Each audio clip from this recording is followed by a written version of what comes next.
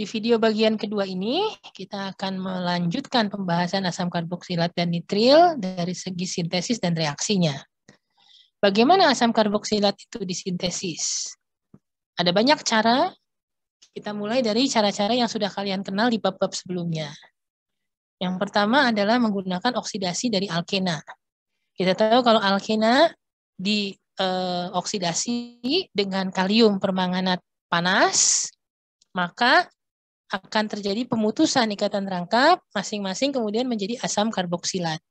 Seperti ditunjukkan pada contoh ini, bagaimana ini dari asam oleat atau asam lemak 18 karbon dengan satu ikatan rangkap di C9 ya. Itu kita dapatkan produk-produk demikian. Ya, coba Anda namai itu. Namanya apa ya kira-kira asam ini dan asam ini. Baik. Nah, cara lain kita bisa menggunakan oksidasi dari aldehida dan alkohol primer, reaksi yang sudah sangat sering kita ulang-ulang di bab-bab sebelumnya ya. Jadi kalau kita punya 4-metil 1-pentanol karena dia primer, maka produknya adalah asam karboksilat 4-metil pentanoat. Nah, tentu saja tidak bisa untuk sekunder ya, karena sekunder hasilnya keton. Nah, kemudian aldehida juga bisa kita oksidasi menghasilkan asam heksanoat. Di sini dicontohkan oksidatornya oksidator Jones untuk keduanya, meskipun untuk heksanal sebenarnya kita masih bisa memakai juga oksidator yang lebih lembut, misalnya Tollens, ya, atau Vehling atau Benedict. Nah, bentuk lain untuk menghasilkan asam karboksilat tapi yang aromatik. Kalau asam karboksilatnya aromatik, kita bisa dapatkan dengan mengoksidasi alkil benzena.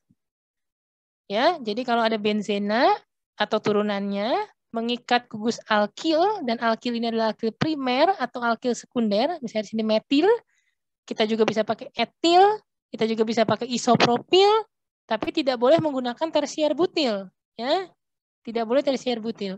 Nah, maka nanti KMNO4 akan mengoksidasi gugus alkil tersebut menjadi karboksilat.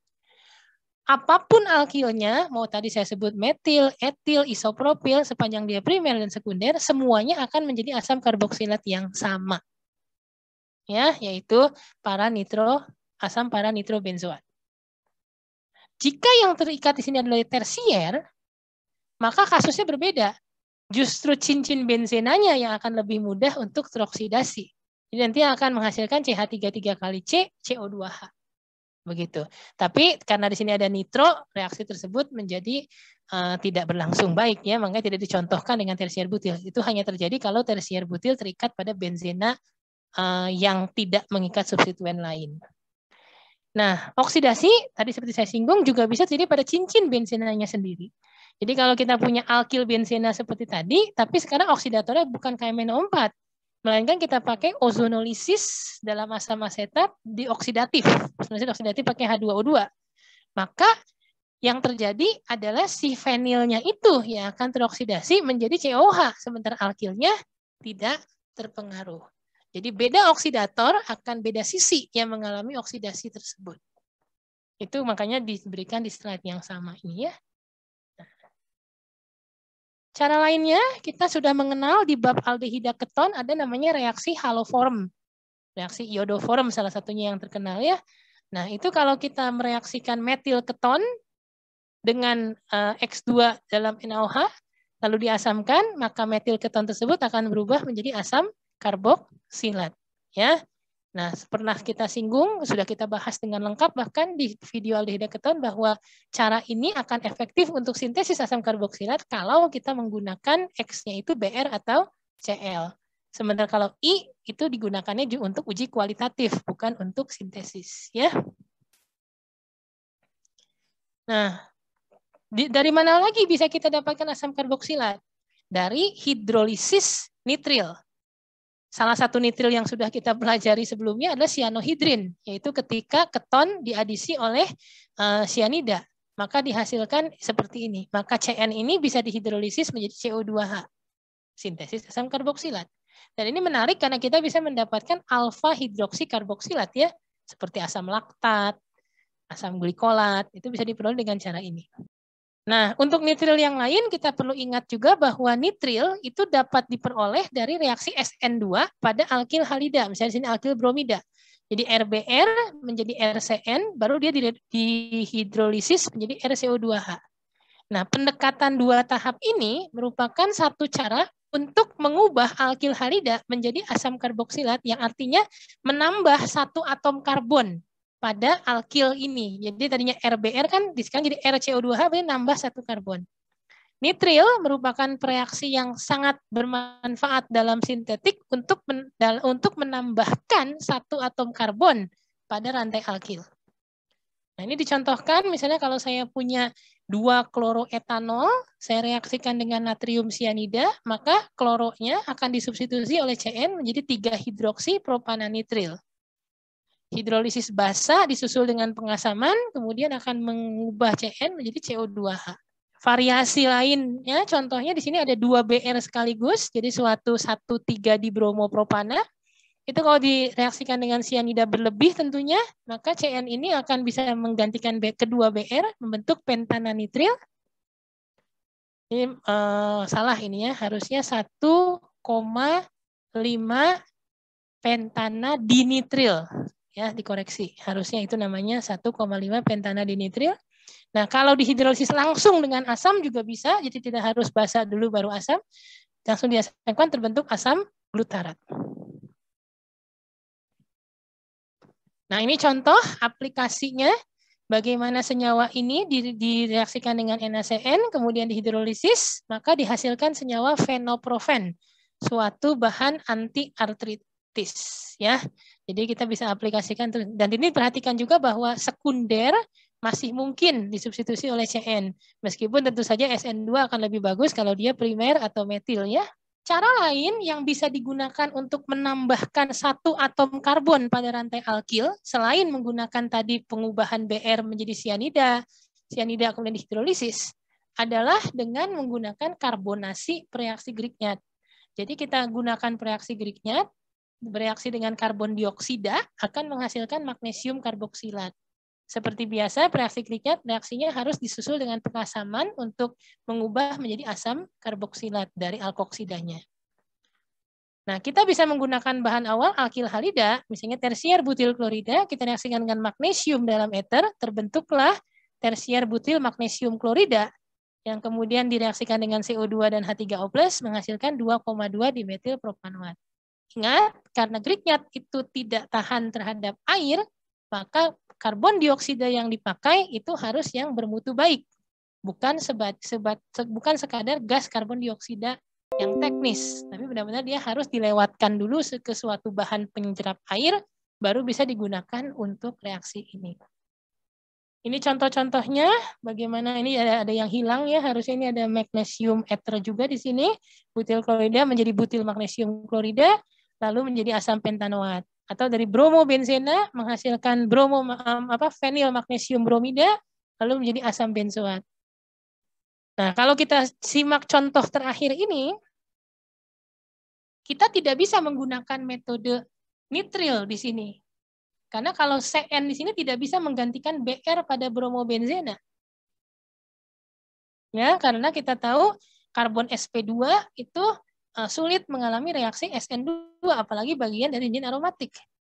Maka ada bahan karboksilat tertentu yang hanya bisa dibuat melalui karbonasi reaksi Grignard, tidak bisa dilakukan dengan cara ini, hidrolisis nitril. Ya, tapi kalau misalnya contoh lain yang tidak bisa juga ini, tersier butil klorida. Karena kita tahu tersier tidak mudah mengalami SN2 juga. Maka karbonasi reaksi Grignard adalah satu-satunya cara untuk ini. Tapi kalau kita punya butil klorida, maka kita bisa mendapatkan asam pentanoat dengan dua cara. Bisa dengan karbonasi Grignard ini seperti yang ditunjukkan, atau bisa kita ganti menjadi CN dengan menggunakan NaCN, lalu kita hidrolisis, hasilnya juga akan asam pentanoat. Jadi ada asam karboksilat yang bisa menggunakan dua cara itu, ada yang hanya bisa salah satu cara. Ya. Tentunya keterbatasan hidrolisis nitril adalah ketika alkil halidanya harus memenuhi kriteria SN2. Jadi dia tidak boleh tersier, tidak boleh fenil, tidak boleh alkil, ya seperti itu. Sebaliknya, cara Grignard juga punya keterbatasan. Ingat, pantangan terbesar dalam reaksi Grignard adalah tidak boleh ada hidrogen asam di dalam struktur reaktannya. Maka kalau ada hidrogen asam, kita nggak boleh menggunakan cara Grignard, tapi harus menggunakan hidrolisis nitril. Ya, jadi metode sintesis nitril hanya berguna jika alkilhalida mudah bereaksi SN2. Sementara dengan metode Grignard, halida apa saja sebenarnya bisa dipakai, asalkan tidak ada gugus yang inkompatibel dengan reaksi Grignard tersebut. Yang tidak lain adalah hidrogen asam. Apa hidrogen asam? Itu sudah kalian pelajari pada saat bab alkohol ya. Nah, jadi kalau sekarang saya punya bagaimana menyiapkan asam fenil asetat dari benzil bromida. Nah, kita lihat benzil bromida itu kan benzena CH2Br. Primer. Produknya menjadi benzena CH2COH. Mengubah Br menjadi COH. Karena di sini primer, maka menggunakan sianida boleh nggak? Boleh. Di sini tidak ada hidrogen asam. Menggunakan Grignard boleh nggak? Boleh. Jadi ada dua cara yang mungkin untuk membuat asam fenilasetat dari benzil bromida. Bisa melalui sintesis nitril atau melewati karbonasi reaksi Grignard. Tapi kalau kita ingin buat asam benzoat dari bromobenzena, karena di sini ada bromobenzena yang sulit mengalami reaksi SN2, maka hanya ada satu cara yang bisa digunakan untuk itu, yaitu menggunakan karbonasi reaksi Grignard. Sebaliknya, kalau saya punya asam 3-butunoat dari propalgil klorida, karena di propalgil klorida ini ada hidrogen asam terikat pada C-alkunil, maka tidak boleh digunakan cara Grignard. Dia harus menggunakan cara dengan natrium sianida. Mohon maaf, ada sedikit koreksi, ini propalgil klorida, harusnya ini Cl ya, bukan Br. Saya salah ketik. Ini Cl. Jadi, kalian harus pandai melihat reaktan dan produknya. Perhatikan di sini bahwa semua produk ini mengalami penambahan satu atom karbon dari reaktannya. Ya, benzil bromida kan Br diubah jadi CO2H. Setiap Br jadi CO2H kan berarti nambah satu atom karbon. Ini semua menambah satu atom karbon. Karena itu ada dua alternatif cara yang selalu bisa dipakai. Hidrolisis nitril atau karbonasi reaksi Grignard. Tapi yang mana yang bisa dipakai ditentukan oleh reaktannya itu memenuhi kriteria enggak untuk bisa melakukan reaksi tersebut. Begitu ya. Itu adalah bahasan mengenai sintesis asam karboksilat. Ada latihan soal bagaimana mengubah senyawa berikut menjadi asam benzoat. Ada pilih cara sintesis yang mana yang paling tepat untuk setiap reaktan tersebut. Latihan 4 ini khusus mengenai sintesis Grignard dan sintesis nitril. Ya, silahkan Anda latih supaya menjadi bisa. Nah, sekarang bagaimana kalau kita menyintesis nitril? Nah, kalau kita menyintesis nitril, tadi sudah disinggung ya berkali-kali. Kita bisa melakukan reaksi alkil halida dengan ion sianida. Melakukan reaksi SN2. Jadi kita nggak perlu ulang lagi. Itu satu cara untuk menyintesis nitril. Nah, tapi cara yang lebih umum dipakai untuk mendapatkan nitril adalah melalui dehidrasi pada amida. Jadi kalau kita punya amida, ya, amida di sini CONH2, maka H2 di sini dan oksigen di sini bisa dieliminasi sebagai air, lepas sehingga menyisakan gugus nitril. Reaksi apa saja yang bisa dipakai untuk itu? Yang bisa dipakai untuk menarik air itu bisa menggunakan SOCl2 dalam benzena pada 80 derajat dengan produk sampingnya tentu saja adalah SO2 dan HCl. Bisa menggunakan dehidrator P2O5 atau P4O10 menghasilkan H3PO4 atau bisa menggunakan anhidrida asam sehingga menghasilkan produk sampingnya adalah asam asetat. Asam asetat karena digunakan anhidrida asetat, ya. Jadi ini fungsinya semua sama untuk menjadi dehidrator melepas air. Nah, kenapa dipilih itu? Karena kita tahu SOCl2 kan mudah bereaksi dengan air. Anhidrida juga mudah terhidrolisis dengan air. Makanya dia dipilih sebagai reaksinya. Nah, berikut adalah mekanisme yang terjadi kalau digunakan SOCl2. Jadi sebetulnya oksigen dari karbonil amida itu akan menyerang SOCl2 sehingga terjadi produk adisi ini, ya, terbentuk senyawa klorosulfit ini, alkil klorosulfit. Nah, alkil klorosulfit ini pernah kalian pelajari juga pada saat menyintesis alkohol, alkohol diubah jadi alkil halida menggunakan SOCl2, mekanismenya kurang lebih sama juga kan. Nah, Nanti kemudian basa akan berperan untuk mengambil proton dari amida terprotonasi ini sehingga terbentuk sehingga terbentuk ini yang kemudian nanti basa mengambil lagi satu hal lagi membentuk nitril mengeliminasi OS, SO2 dan HCl. Begitu. Jadi silahkan Anda pahami prosesnya. Intinya amida bisa diubah menjadi nitril dengan mengeliminasi O ini dan H2. H2-nya dieliminasi oleh basa, sementara O ini bisa tereliminasi karena dia diubah menjadi gugus pergi yang baik, yaitu OSOCl. Begitu. Nah, kalau reaksi nitril sendiri, kita nggak bahas reaksi asam karboksilat ya, karena reaksi asam karboksilat itu terbatas hanya pada penggaraman. Dan itu sudah kita singgung di video pertama. Nah, yang kita bahas di sini adalah, atau kalaupun ada reaksi lain, reduksi. Tapi kalian sudah mahir sekali dengan oksidasinya, jadi saya kira reduksinya juga nggak akan sulit. Nah, tapi nitril dia punya beberapa reaksi yang khas. Reaksi yang pertama, yang paling sederhana adalah hidrolisis ya. Jadi nitril bisa dihidrolisis melalui amida lalu menjadi asam karboksilat. Nitril bisa direduksi dengan LiAlH4 menghasilkan amina primer. Jadi CH2NH2. Nitril bisa diadisi oleh reaksi Grignard, hasilnya suatu keton. Jadi ini merupakan metode yang menarik ya, karena kita bisa mendapatkan keton. Selama ini kan kalau keton dengan Grignard itu biasanya akan langsung terjadi adisi lanjutan membentuk alkohol tersier. Di sini tidak terjadi. Kita lihat satu persatu reaksinya. Pertama kita lihat hidrolisis. Hidrolisis dapat dilakukan dengan katalis asam atau dengan katalis basa. Dengan katalis asam sebenarnya mirip seperti kalau ini kita anggap sebagai keton gitu, karbonil. Maka si O-nya kan ngambil H dulu. Di sini N-nya yang ngambil H dulu. Sehingga menjadi terprotonasi, maka mengaktifkan C elektrofiliknya lebih tinggi di sini kan.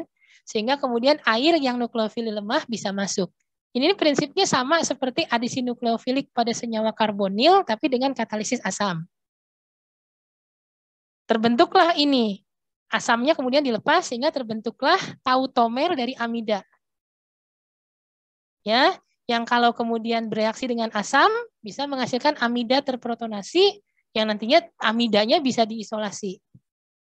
Jadi ini agak beda antara yang asam dengan yang basa ya. Kalau dengan yang asam itu amidanya terbentuk gitu ya. Baru kemudian dalam beberapa tahap bisa menghasilkan asam karboksilat dan garam amonium. Tapi kalau nitrilnya itu dengan katalisis basa, sama sebenarnya konsepnya. Jadi karena basa nggak perlu pengambilan H+, langsung OH ini menyerang ke C karbonil, ke C nitril dalam hal ini ya. Nah, baru kemudian N- di sini, nitranion ini akan mengambil H sehingga terbentuk tautomer amida. Cuma bedanya kalau dengan katalisis basa, tautomer amida ini akan segera diserang oleh basa berikutnya. Yang konsep reaksinya sama, yaitu adisi nukleofilik. Masuk begitu? Sehingga nanti terbentuklah suatu bentuk khas apa ini ya seperti asetal ya seperti apa ini bukan hidrat seperti hidrat ya jadi ada OH NH2 mirip-mirip seperti kalau Anda bekerja dengan ester kalau di hidrolisis kan terbentuk OH OR. Nah kalau di sini terbentuk OH NH2. Nah, kemudian basa akan mendeprotonasi kedua OH ini sehingga menjadi omin-omin, barulah terbentuk amida. Barulah terbentuk anion karboksilat dengan melepaskan amonia. Ya, silahkan ditulis-tulis di kertas mekanismenya supaya jadi ingat. Nah, reduksi kita lihat benzonitril direduksi dengan LiAh4 sebenarnya mirip-mirip dengan reduksi karbonil juga. Jadi si hidrida itu akan mengadisi 2 kali pada karbonitril. Adisi pertama jadi rangkap 2, adisi yang kedua jadi tunggal. Dan ini menjadi N2- yang dikompleks oleh AlX3 dari LiAh4. Maka kemudian dengan air si kompleks ini akan berubah jadi NH2. Maka terbentuklah dari benzonitril menjadi benzil amina. Sementara reaksi Grignard juga sama prosesnya, dia mengadisi. Nah, bedanya adalah produk adisinya itu adalah seperti ini, RC-CRA. Nah, ada N-. Ketika N- ini kemudian dihidrolisis dengan air, serempak. Bukan hanya ini menjadi NH, tapi NH itu kan suatu imina. Dan imina itu kalau ketemu air, dia akan kembali menjadi amonia dan keton. Jadi keton baru terbentuk setelah hidrolisis. Itu sebabnya kenapa Grignard tidak mengadisi lebih lanjut keton itu menjadi alkohol tersier. Karena pada saat tahap 2 dengan air ini kan Grignardnya sudah padam reaksinya. Begitu. Nah, beda dengan kalau kita menggunakan ester. Kalau ester direaksi dengan Grignard, dari awal memang ada cikal bakal keton di situ. Nah, karena cikal bakal keton, makanya Grignard masih bisa bereaksi dengan keton itu. Karena Grignardnya belum dimatikan. Tapi kalau misalnya Grignardnya sudah mati, sudah masuk tahap kedua hidrolisis, maka ketonnya aman dari reaksi lebih lanjut dengan Grignard tersebut. Contohnya di sini kalau kita punya benzonitril, direaksikan dengan etil magnesium bromida, kemudian dihidrolisis dengan asam, terbentuklah yang namanya propiofenon dengan rendemen 89%. Nah, menutup pembahasan, di sini ada bagaimana kita menyiapkan 2-metil 3-pentanon dari suatu nitril. Ini ada 2-metil 3-pentanon. Nah, maka Anda ingat saja bahwa CO ini kan berasal dari nitril.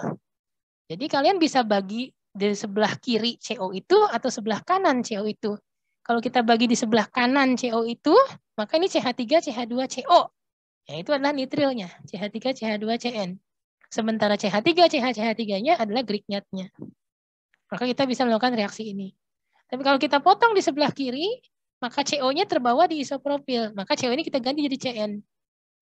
Jadi ini adalah 2-metil propananitril. Nah, sementara CH3, CH2-nya adalah Grignardnya.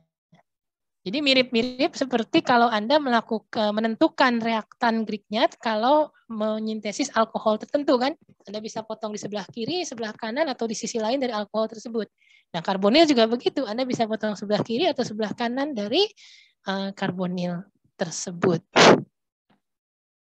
Contoh soal ini menjadi akhir dari video kedua ini dan juga sekaligus mengakhiri bab asam karboksilat dan nitril. Terima kasih.